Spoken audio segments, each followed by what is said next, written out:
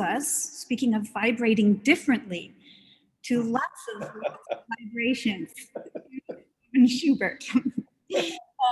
Stephen, as an introduction, this is our first time doing a virtual reception together, so if you don't mind, I was going to read these two statements that you wrote, the two sentences about these two paintings. Oh.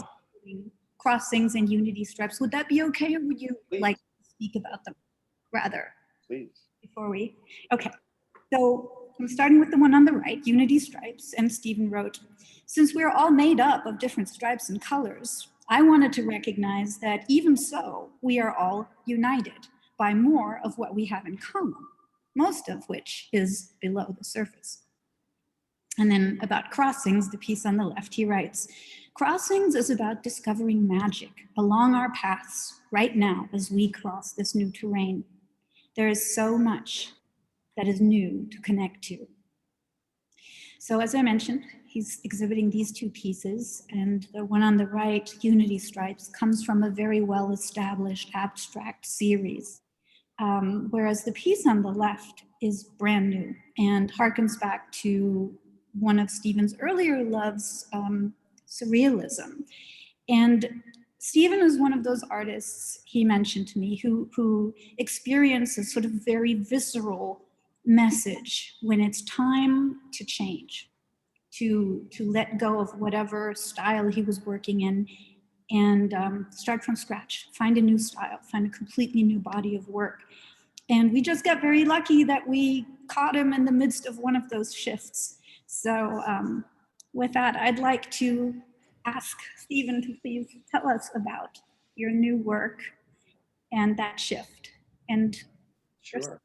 Thank you. Thank you again. You know, I'm really, I'm grateful, first of all, that you are curating this and share such thoughtful, insightful observations about everybody's work. And so far, everyone that's spoken, always, you've inspired me actually, because I'm not used to talking about my work really that much.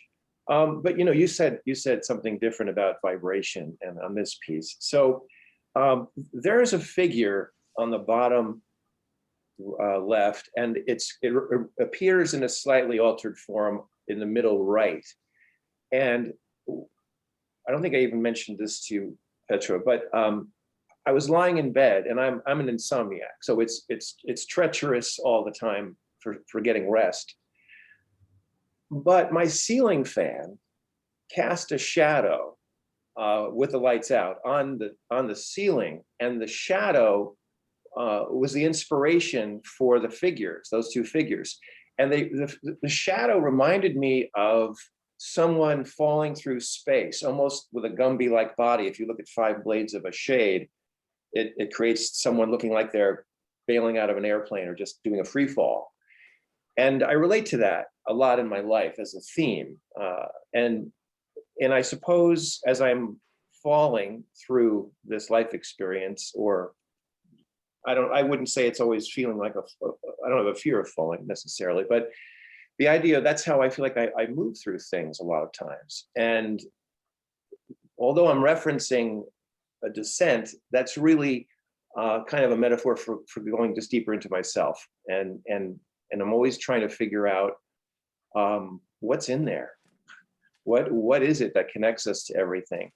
And you know, it's an interesting thing that all these bright colors appear, and it would look like, oh, this is a really optimistic kind of explosion of vibration of colors. It's in a palette I typically don't work in that much, although a lot of my earlier works and abstracts are very bright.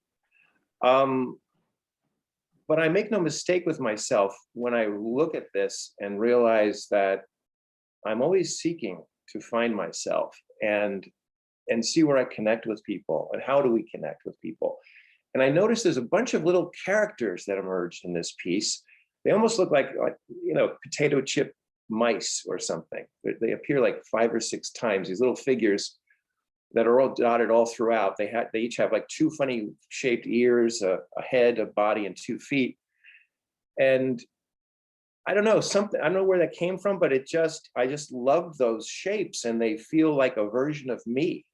And all I can say is that this was a wild ride to create. And when I was finished, I'm very critical of my own work, but I got delighted by the variety, and there was a lot of freedom here. And one personal note I want to share, other than my work, which is my personal note, in the middle, there's kind of a blue, thick blue line that makes a 90-degree turn, almost smack in the middle of the painting. Originally, I had some words there, and I've done a lot of word pieces before, that are bold, and it said, "Stop, look, and listen," which tied into my love of trains, and also something I grew up near railroad tracks and in New Jersey. And, the house would shake a little bit. It was on the tracks, but, you could feel when a heavy freighter was going by. And "Stop, look, and listen" is what appears at a crossing guard before you, cross tracks. And I was having a cocktail with a friend of mine around a fire pit about a month ago. And he said, "Stephen, I love this piece. I love where it's going. I don't like the words, 'Stop, look, and listen.'" And he said, "It feels as though you don't trust us on some level, and it stops me from going in the piece." Now, I wouldn't say that I agreed with him categorically about words on pieces, but in this case, I agreed with him. And it felt to me that, Adam, you said this earlier too, adaptability. That's what's being asked of us always. But when the heat gets more intense, like it is now during this pandemic, universal, everything, all these things are bubbling up out of the shadows. It feels like more than ever, have we been preparing ourselves? Who are we? What is our meter of ability to respond to things and still maintain a connection to things that are valuable and good, without lying to ourselves or anybody else? And so anyway, this piece came along and I just thought, take out those words. It feels freer to me. I'm so much more happy with what this is about. And Adam, in closing, just one other thing. I never got invited to go to a foreign country on behalf of my art, but I invited myself, and I have a love of foreign films, and I have a friend who used to go to a lot of film festivals with retrospects of his movies all over the world. And I looked so forward. He's not doing it now. He's much older and doesn't want to travel. But one of the things that influenced my work has been cinema and traveling internationally to going to festivals where you get a chance to be brushing cultures up against each other, not just in the films, but in the people you meet and the whole time that you're there. It's like this tea bag of cultural experience you get dunked into that I absolutely miss and got so much from. So I think I'll conclude right here for now. And thank you. Thank you.